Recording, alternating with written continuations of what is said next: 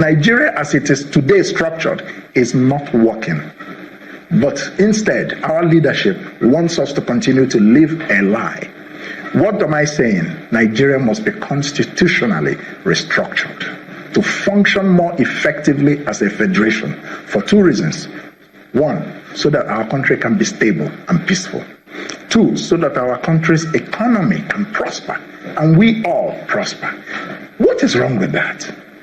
But instead of confronting this truth and reality, they want to pretend that restructuring is breaking up Nigeria. Of course it is not. Restructuring Nigeria is to make Nigeria work. Constitutionally restructuring Nigeria is a huge issue. It involves a number of things. First of all, it involves what I call the national question.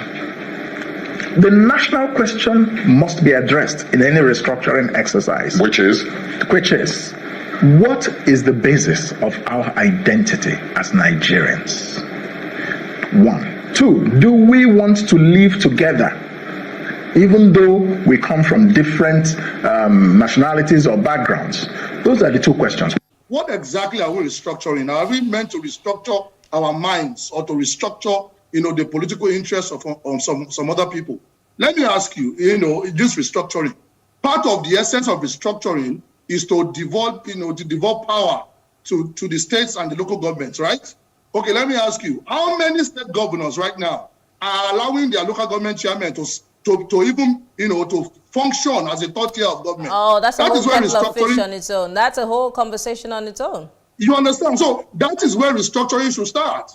Restructuring should begin with all of us. And let me tell you, everybody will tell you devolve power. What power are you devolving? When on the concurrent list of government, where the state and the federal, they both have rights to legislate and all that.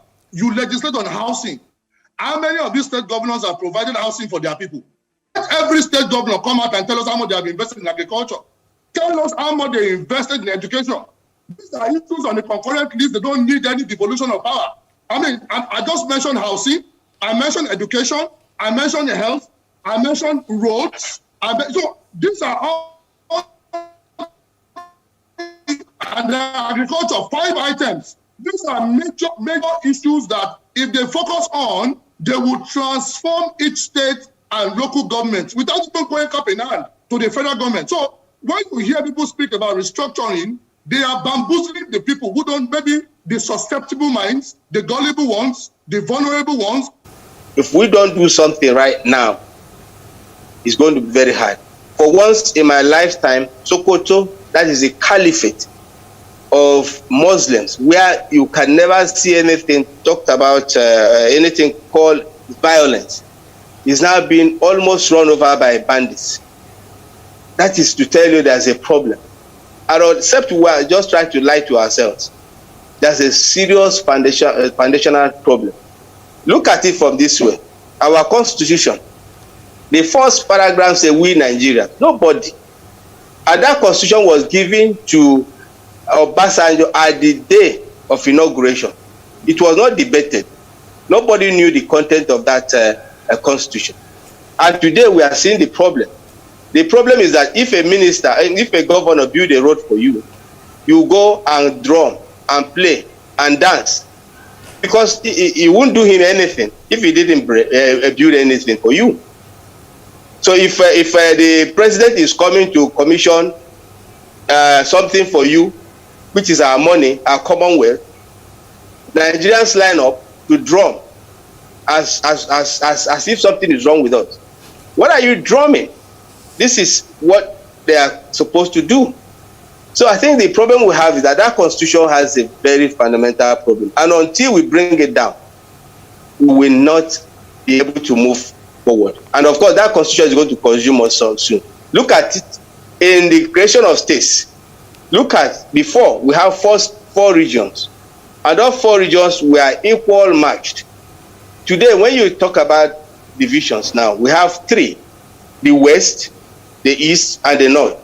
The North alone has more than enough to deal with even the South and the West combined together. On what basis? Who negotiated that kind of format? Who negotiated that idea of party and nation of that? So The whole thing is not right. And Okay. I think we need to do something about it. And the earlier, the better. Otherwise, I'm telling you, we'll wake up one day and this country will not be there. What Yes. happens if Nigeria is not restructured before 2027? What do you foresee? Well, what I foresee is a likelihood of continuing with the ethnic struggle for political power in Nigeria.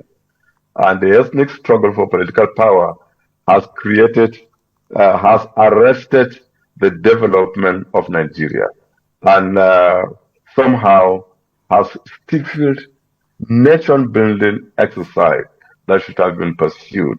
I foresee that will continue in the current doldrums of one ethnic tribe accusing one or the other. And those who have been marginalized or subsumed, like it was said, will remain subsumed. But I think restructuring will connect us to better practices of governance around the world. I'd like to draw your attention to Europe before 1648.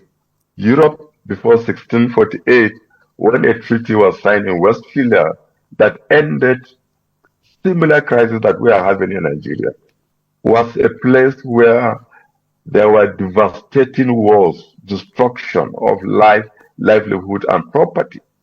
But when Europeans sat down from 1644 and came up with a treaty that was signed on 24th October 1648, that treaty pushed forward the doctrine of freedom and sovereignty, but in this case with the liberty of the local identity of residents. Local identity of residents is about ethnic groups. That ended war, and Europe has become peaceful. Tell me one European country that is not based on ethnic groups, besides the United Kingdom and Switzerland, maybe. There's no European Union that's not based on ethnic boundaries. But there's still one Europe. So same thing in Nigeria. Our federation units can be based on ethnic boundaries, will still remain one Federal Republic of Nigeria. So if we don't restructure, we'll continue with the current level of struggle.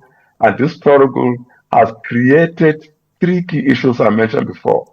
A lack of legitimacy for every administration that is in power. A lack of strong consensus to back up every administration in power. And a recursive approach to seeking to solve the problem. Every ethnic group is taking a step to solve the problem, and the step they take becomes bigger than the problem itself. So these are what we call structural causes or structural problems that have bedeviled Nigeria. This will continue if we don't restructure. And so it's not good for you and I, it's not good for our posterity. We can copy the best examples from Europe and elsewhere. And so this is the way to go. Roll into one. The bottom line is that it is now time. The time has come for us to change the structure of Nigeria. If we don't do it now, and we go into the next election in 2017 with what we have now, 2027, sir. then we are doing the same 27. Then we are doing the same things and the same way, and we're expecting a better result. We don't have a good outcome of what we have had in 2023. We've not had a good outcome of what we have had since the beginning of 1999, this administration, this dispensation. So it is time for this country to do something in the next couple of months.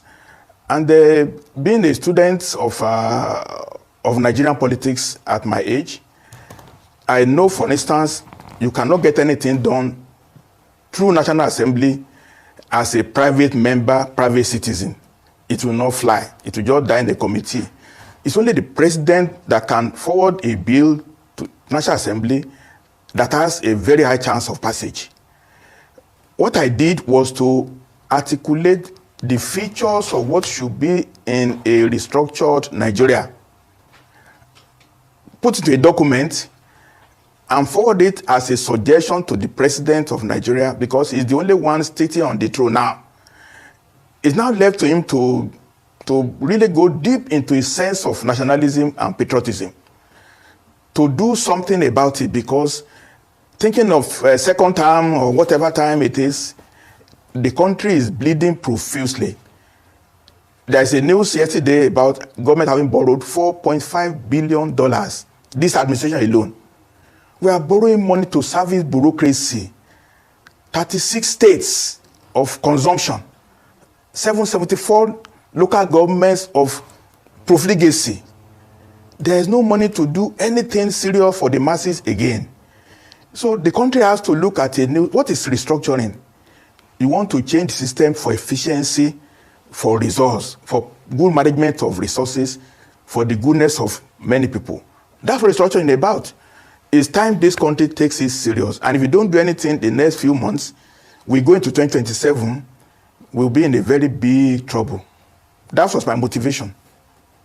Okay, so elaborating on the key components of your proposed new governance model for Nigeria Act 2024, let's talk about its economic implication and how it would affect governance efficiency. How do you anticipate that this proposed regional system will improve it? I'm talking about this governance efficiency compared to the current 36-state structure. And what are the economic benefits that you foresee arising from the restructuring, particularly regarding resource management and development? In the first instance, the citizens of Nigeria have no ownership of the Nigerian polity. There's a big gulf between the citizens and the politicians. They are doing what they like because everything is centered on Abuja. Once you do everything to rig election, to kill, to take talks, once you imagine Abuja is just to be sharing oil money. There's no intentions, and there's no chance really, because you have to buy SUVs, you have to buy new cars and all that. Okay, now the proposal to regionalize is to have a new center of prosperity, a new center of production. I might talk about it later on. We have proposed 8 regions of Nigeria. And if properly managed and constituted, it will be 8 centers of competition, 8 centers of complementarity of all the people, and then you take your resources in that region and use it for your own welfare. Welcome back, my people. I think you have listened to what each and everyone that speak in the video said. You know that, okay, many say that restructuring will work, while some others say that restructuring will not help this country. This so-called country called Nigeria. See, the only thing that can help this nation is it's not only restructuring, because if we restructure this country, according to that man, the second man that talked, he said that, okay, if we restructure this country called Nigeria,